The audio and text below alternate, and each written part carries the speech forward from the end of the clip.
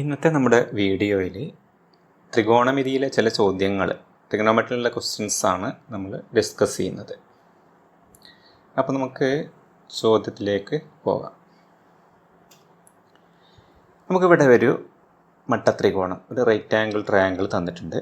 അതിൻ്റെ ഹൈപ്പോട്ടനസ് അല്ലെങ്കിൽ കർണം 10 സെൻറ്റിമീറ്റർ ആണ്.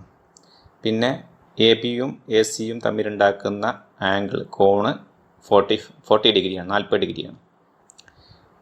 അപ്പോൾ അങ്ങനെയാണെങ്കിൽ നമുക്ക് അതിൻ്റെ മറ്റ് രണ്ട് സൈഡ്സ് കണ്ടെത്തണം. എ ബിയും ബി സിയും എത്ര സെൻറ്റിമീറ്റർ വീതം ഉണ്ടെന്ന് കണ്ടെത്തണം. ഇതാണ് നമ്മുടെ പ്രവർത്തനം. അപ്പോൾ ഇത് കണ്ടെത്താൻ വേണ്ടിയിട്ട് നമ്മൾ ത്രികോണമിതി അംശബന്ധങ്ങളായിട്ടുള്ള സൈനും കോസും, ട്രിഗണോമെട്രി റേഷ്യോസ് ആയിട്ടുള്ള സൈനും കോസുമാണ് ഉപയോഗിക്കുന്നത്. അപ്പോൾ ഏതാണ് നമുക്ക് ഒരു സൈഡ് കണ്ടെത്താൻ ഉപയോഗിക്കേണ്ടത് എന്ന് നമ്മൾ തീരുമാനിക്കുന്നത് ഇങ്ങനെയാണ്. അതായത് ഇപ്പോൾ നമുക്കിവിടെ ബി സി എന്നുള്ള സൈഡ് കണ്ടെത്തണം. ബി സി എന്നുള്ള സൈഡാണ് കണ്ടെത്തേണ്ടത്.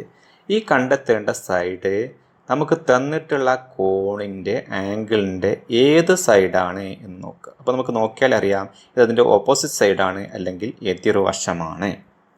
പിന്നെ നമുക്ക് തന്നിട്ടുള്ള വശം, അറിയാവുന്ന വശം, അത് ഇതിൻ്റെ കർണം അല്ലെങ്കിൽ ഹൈപ്പോട്ടനസ് ആണ്. അപ്പോൾ നമുക്ക് കണ്ടുപിടിക്കേണ്ടത് എതിർവശം, തന്നിട്ടുള്ളത് കർണം. അതായത് കണ്ടുപിടിക്കേണ്ടത് ഓപ്പോസിറ്റ് സൈഡ്, നമുക്ക് തന്നിട്ടുള്ളത് ഹൈപ്പോട്ടനസ്.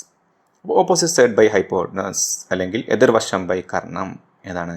സൈനാണ് ഉപയോഗിക്കേണ്ടത്, അല്ലേ? സൈനാണ് ഉപയോഗിക്കേണ്ടത് ബി സി കണ്ടുപിടിക്കാൻ വേണ്ടിയിട്ട്.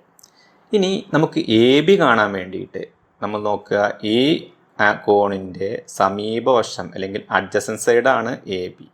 അപ്പോൾ ഇത് തന്നിട്ടുള്ളത് കർണം അല്ലെങ്കിൽ ഹൈപ്പോട്ടനസ് ആണ്. അപ്പോൾ അഡ്ജസൻറ്റ് സൈഡ് ബൈ ഹൈപ്പോട്ടനസ്, സമീപവശം ബൈ കർണം, അത് കോസും ആണ്.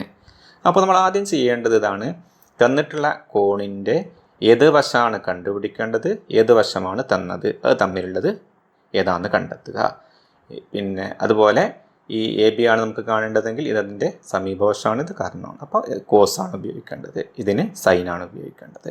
അത് നമ്മൾ ആദ്യം തീരുമാനിക്കുക. ഇനി എങ്ങനെയാണത് ഉപയോഗിക്കുന്നത് നമുക്കൊന്ന് നോക്കാം. അപ്പോൾ നമ്മൾ പറഞ്ഞു എന്താണ്, ഇതിൽ സൈൻ ഉപയോഗിച്ചാണ് നമ്മൾ ബി സി കാണുന്നതാണ്, അല്ലേ? അപ്പോൾ സൈൻ 40 സമം ഇതിൻ്റെ എതിർവശം അല്ലെങ്കിൽ ഓപ്പോസിറ്റ് സൈഡ് ഏതാ? ബി സി ബൈ ഹൈപ്പോട്ടനസ് ഏതാണ്? A C. അല്ല, അപ്പോൾ നമ്മളിങ്ങനെ എഴുതുകയാണ്, സൈൻ 40 സമം B C by A C. എന്താണ് കാരണം? സൈൻ എന്ന് പറഞ്ഞാൽ ഓപ്പോസിറ്റ് സൈഡ് ബൈ ഹൈപ്പോട്ടനസ് ആണ്, എതിർവശം ബൈ കർണമാണ്. അപ്പോൾ B C by A C എന്ന് എഴുതി. ഇനി ഇതിൽ നിന്ന് നമുക്ക് കണ്ടെത്തേണ്ടത് ബി സി ആണ്. അപ്പോൾ ബി സി കിട്ടാൻ നമുക്കറിയാം ഈ എ സി ഡിവൈഡഡ് ബൈ ഹരിക്കണം എന്നുള്ളതിന് അങ്ങോട്ട് മാറ്റുമ്പോൾ നമുക്ക് എന്താവും? ഗുണിക്കണം, അല്ലെങ്കിൽ മൾട്ടിപ്ലിക്കേഷനായി മാറും.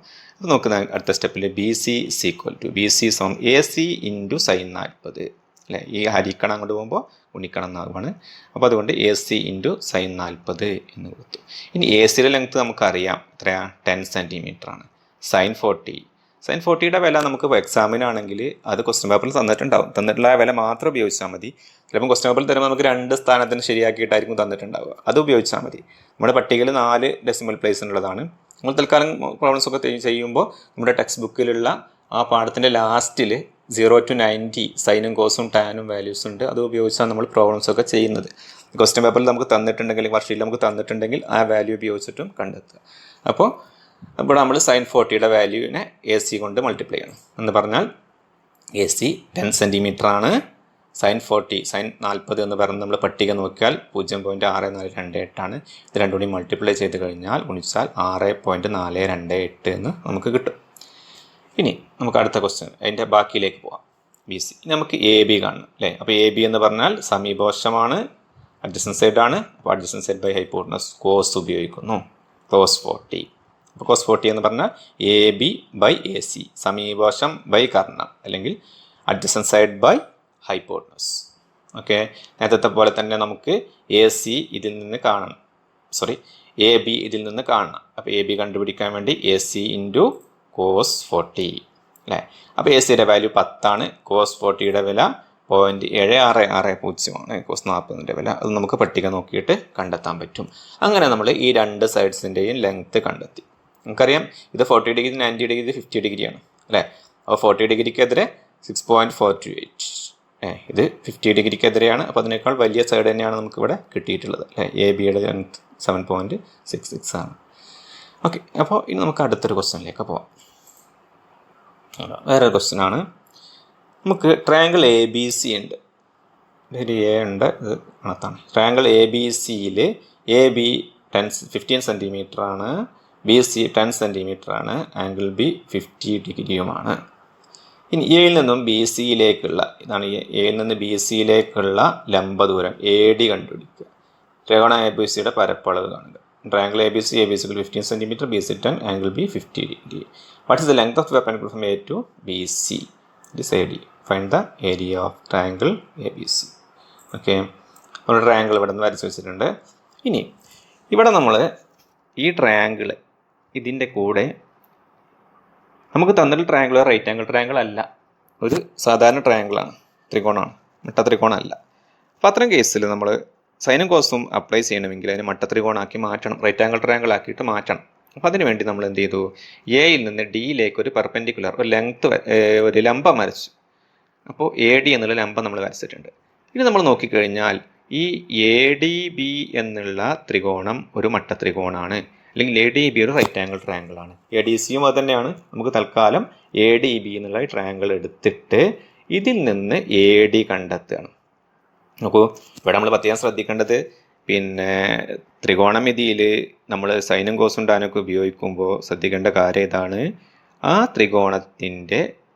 ത്രികോണം ഒരു മട്ടത്രികോണം അല്ലെങ്കിൽ റൈറ്റ് ആംഗിൾ ട്രയാങ്കിൾ ആയിരിക്കണം, അല്ലെങ്കിൽ നമ്മൾ അതിനെ ആക്കിയിട്ടാണ് ചെയ്യേണ്ടത്. രണ്ടാമത്തെ ഭാഗത്താണ് നമ്മൾ സൈനും കോസും ഉപയോഗിക്കുന്നത്. കൂടാതെ അതിലെ ഒരു കോണും ഒരു വശവും ഒരു ആംഗിളും ഒരു സൈഡും നമുക്ക് അറിഞ്ഞിരിക്കണം. അതറിയാമെങ്കിൽ ബാക്കി രണ്ട് സൈഡും നമുക്ക് എന്ത് ചെയ്യാം? ത്രികോണമിതി ഉപയോഗിച്ചിട്ട്, സൈനും കോസും ഉപയോഗിച്ചിട്ട് നമുക്ക് കണ്ടെത്താൻ പറ്റും.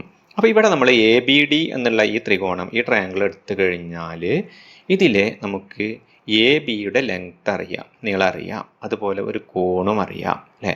അപ്പോൾ ഇതിൻ്റെ ഈ സൈഡും ഈ സൈഡും ഒക്കെ വേണമെങ്കിൽ നമുക്ക് കണ്ടെത്താൻ പറ്റും. അതാണ് നമ്മുടെ ഐഡിയ. അപ്പോൾ എ ബി ഡിയിലാണ് നമ്മൾ അപ്ലൈ ചെയ്യുന്നത് അല്ലേ. മട്ടത്രികോണം എ ബി ഡിയിൽ, അതായത് right angle triangle A D B നോക്കാം.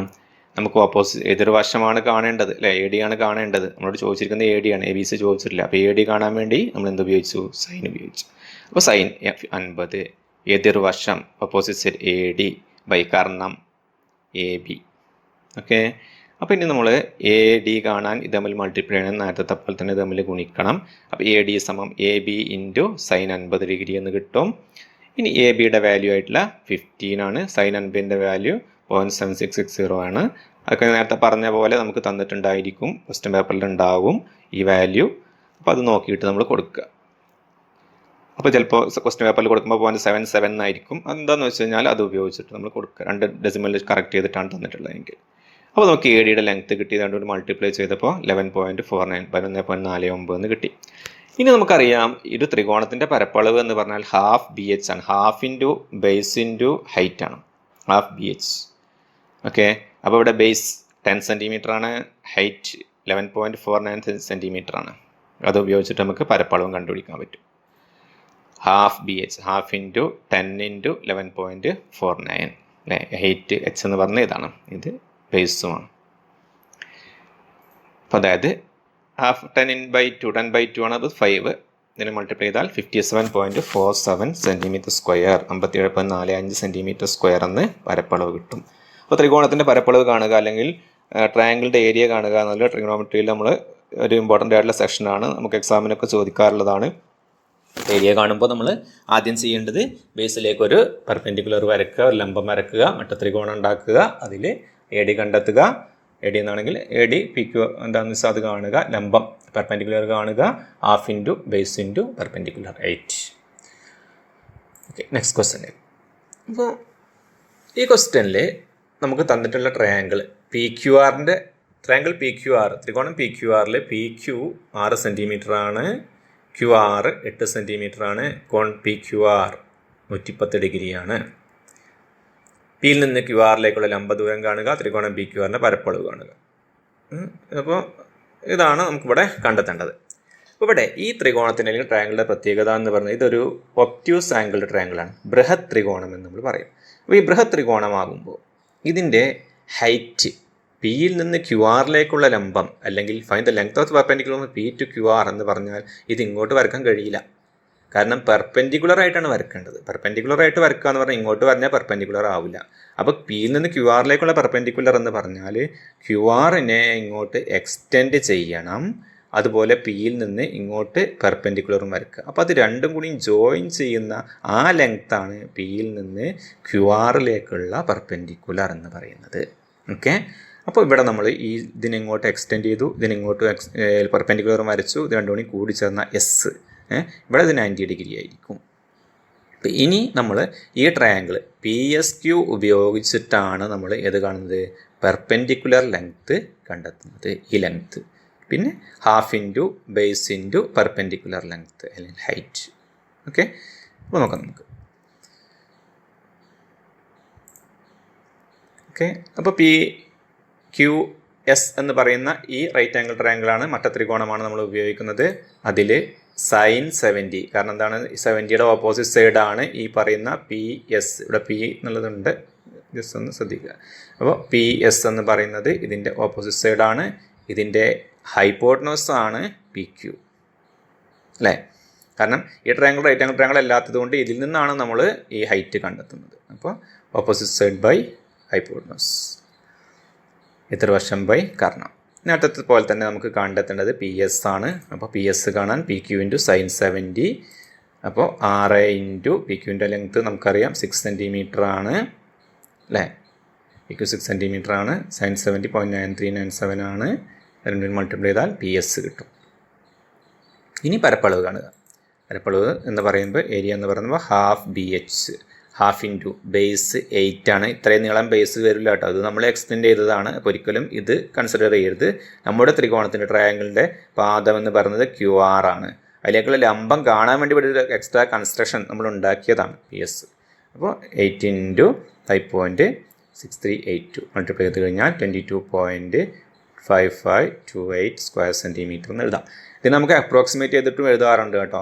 ഈ 22.5528 എന്നുള്ളതിനെ നമ്മൾ 22.55 എന്ന് എടുക്കും, ഒരു രണ്ട് സ്ഥാനത്തിന് ശരിയായിട്ട് പോയിന്റ് കഴിഞ്ഞിട്ട്. കാരണം നമ്മൾ ചെറിയ ക്ലാസ്സിൽ പഠിച്ചിട്ടുണ്ട്, ഇതിൻ്റെ ശേഷമുള്ള നമ്പർ, ഈ രണ്ട് സ്ഥാനത്തിന് ശേഷം നമ്പർ 5 അതിൽ കൂടുതലാണെങ്കിൽ ഈ 5 എന്നുള്ളത് 6 ആക്കുക, 5ൽ കുറവാണെങ്കിൽ ഇതങ്ങോട്ട് ഒഴിവാക്കുകയും ചെയ്യുക. രണ്ട് സ്ഥാനത്തിന് ശരിയാക്കുമ്പോൾ മൂന്നാമത്തെ അക്കം 5, 6, 7, 8, 9 ആണെങ്കിൽ 55 എന്നല്ല ഇവിടെ വരുന്നത്, 5 എന്നല്ലേ വരുന്നത്, 5, 6 ആക്കുക, അല്ലെങ്കിൽ 5 തന്നെ എടുത്തിട്ട് അപ്രോക്സിമേറ്റ് ചെയ്യുകയും ചെയ്യാം.